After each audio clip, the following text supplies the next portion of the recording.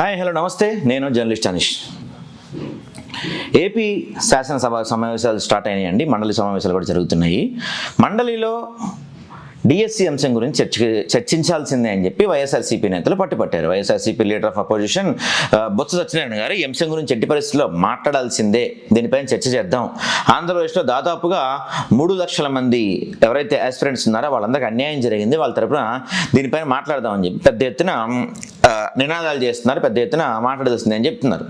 ఇక్కడ చాలా కీలకమైన అంశం మనం గమనించాల్సింది ఏంటంటే, స్పీకర్ చైర్కి రెస్పెక్ట్ ఇవ్వాలి. గతంలో అసెంబ్లీ స్పీకర్గా పనిచేసిన నాదెండ్ల మనోహర్ గారికి బహుశా ఆ విషయం తెలుసో తెలీదో, స్పీకర్ చైర్కి ఆయన రెస్పెక్ట్ ఇవ్వట్లేదు. చూడండి, వాళ్ళు అడ్డుకోవడం అనేది కరెక్ట్ కాదు sir. Please bring the house to order first sir. మీరు హౌస్ దయచేసి మీరు సజావుగా జరిగే విధంగా సహకరించమనండి. మీరు ఆ విధంగా ఇన్స్ట్రక్షన్స్ ఇవ్వండి sir. That's not the way to run the house sir. కూర్చోండి, కూర్చో సార్. సార్ సభ ముందు సజావుగా జరగాలి కదా sir. Please bring the house in to order sir. మీరు సభని ఆర్డర్లో తీసుకురండి. ముందు ప్రభుత్వం నుంచి మేము సమాధానం చెప్తున్నాం, వాళ్ళని కూర్చోమని చెప్పండి. దయచేసి మీరు ఆ విధంగా వాళ్ళకి ఇన్స్ట్రక్షన్స్ ఇవ్వండి సార్. మీరు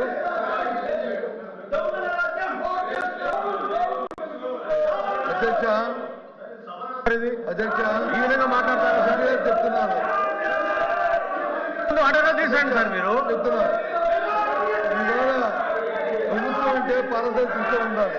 3 లక్షల మంది అభ్యర్థులకి ఏ రకంగా మోసం చేసి ఏ రకంగా అమ్ముకున్నారో, ఏ రకంగా వాటి వచ్చి మార్కెట్ లో సేల్ చేస్తారు, దాని మీద ముందు హౌస్ ని ఆర్డర్లో పెట్టండి. హౌస్ ని మీరు ముందు ఆర్డర్లో పెట్టండి. మీరు ఎట్లా ఇస్తారు సార్ మైక్? మీరు మైక్ ఎట్లా ఇస్తారు సార్ మీరు ప్రతిపక్ష నాయకుడికి?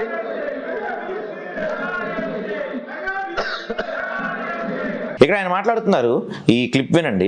ఇక్కడ ఆయన మాట్లాడుతున్నారు, అసలు మీరు హౌస్ని కంట్రోల్లో పెట్టండి, హౌస్ని కంట్రోల్లో పెట్టండి, మీ టేబుల్ మీదకి వచ్చి కొడుతున్నారు, మీ టేబుల్ మీదకి వచ్చి ఇది చేస్తున్నారు, హౌస్ని కంట్రోల్లో పెట్టండి అంటున్నారు. అసలు ఇంకోటి ఆయన అంటున్న కీలకమైన విషయం చూడండి, అసలు లీడర్ ఆఫ్ అపోజిషన్కి మైక్ ఎట్లా ఇస్తారు మీరు, ఆయనకి మైక్ ఎట్లా ఇస్తారు మీరు? అసలు కరెక్ట్ కాదని చెప్పి మాట్లాడుతున్నారు. అంటే చైర్మన్ ఎవరికి మైక్ ఇవ్వాలో, చైర్మన్ ఏం చెయ్యాలో, చైర్మన్ ఏం మాట్లాడాలో కూడా వీళ్ళు డిక్టేట్ చేస్తున్నారు.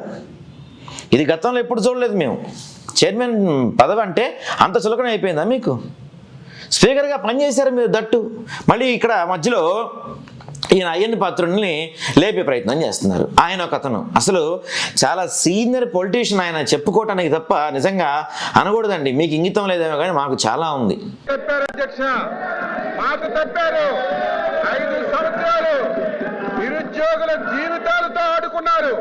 అందులో కొత్త సత్యనారాయణ గారు అధ్యక్ష విద్యాశాఖ మంత్రిగా ఉండి కనీసం వాళ్ళ గొప్పల పార్టీ అధ్యక్షుడికి చెప్పి నోటిఫికేషన్ ఇచ్చుకోలేనటువంటి దద్దమ్మ ఈ రోజు మళ్ళీ శాసనమండలిలో మాట్లాడుతున్నారు అధ్యక్ష. అసెంబ్లీలో, మండలిలో రాష్ట్ర ప్రజలు మొత్తం చూస్తుంటారు. దద్దమ్మ అని మీరు మాట్లాడే మాట, అది కూడా మీకన్నా వయసులో పెద్ద, మీ సమకాలీకులైన బొత్స సత్యనారాయణ గతంలో ఆయన మంత్రిగా చేశారు. అలాంటి వ్యక్తిని, విద్యాశాఖ మంత్రిగా చేసిన అలాంటి వ్యక్తిని, చాలా సీనియర్ లీడర్, అలాంటి వ్యక్తిని పట్టుకొని దద్దమ్మ అని మాట్లాడతారా? మళ్ళీ ఏమన్నా అంటే దద్దమ్మ అనేది అన్పార్లమెంటరీ పదం కాదు. ఆశ చూపి డిఎస్సి పెట్టలేదు. ఆ రోజు విద్యాశాఖ మంత్రిగా ఉండి మీ గొడ్డల పార్టీ అధ్యక్షుడిని కనీసం చెప్పలేని వ్యక్తిని ఏమనాలి మీరే చెప్పండి అధ్యక్ష. నేను కట్టుబడి మీరు దద్దమ్మ అనేది అన్పార్లమెంట్ అయితే చెప్పండి అధ్యక్ష. దద్దమ్మ అనేది అన్పార్లమెంట్ అయితే చెప్పండి.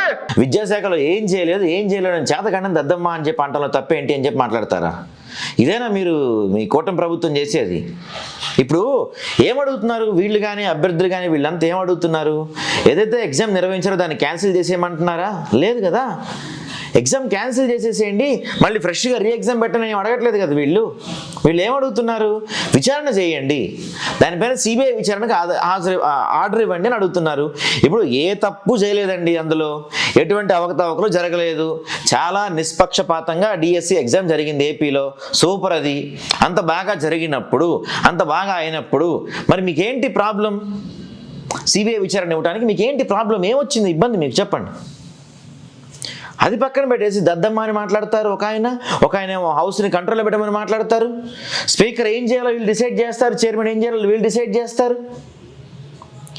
కూటమి ప్రభుత్వంలో మరి అనేక వ్యవస్థలు ఇప్పటివరకు పక్కదారి పట్టేసి అనేక వ్యవస్థలను వీళ్ళు గుప్పెట్లో పెడుతున్నారంటే విన్నాం. కానీ మొట్టమొదటిసారి ఏకంగా మండలి చైర్మన్ కూడా వీళ్ళు అడ్రస్ చేస్తున్నారంటే ఇంతకు మించిన దారుణం బహుశా ఇంకోట్లేదు కావచ్చు.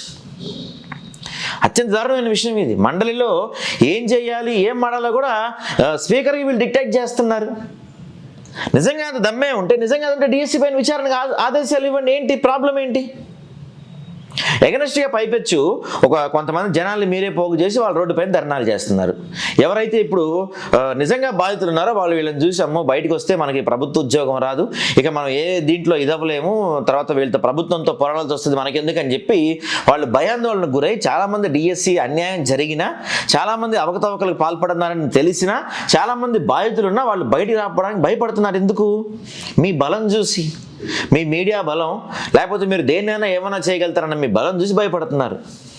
కానీ ఈరోజు మండలిలో జరిగిన చర్చ మాత్రం నిజంగా అత్యంత దారుణమైన విషయంగా పరిగణించాలి.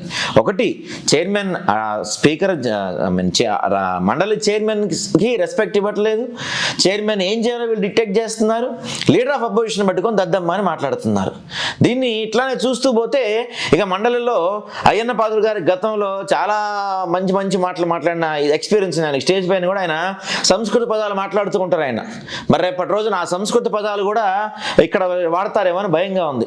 మండలిలో ఇంత స్థాయికి సమావేశాలు మండలి కానీ ఇవన్నీ దిగజారిపోతాయని ఏ రోజు కల్లో కూడా ఊహించలేదండి నిజంగా.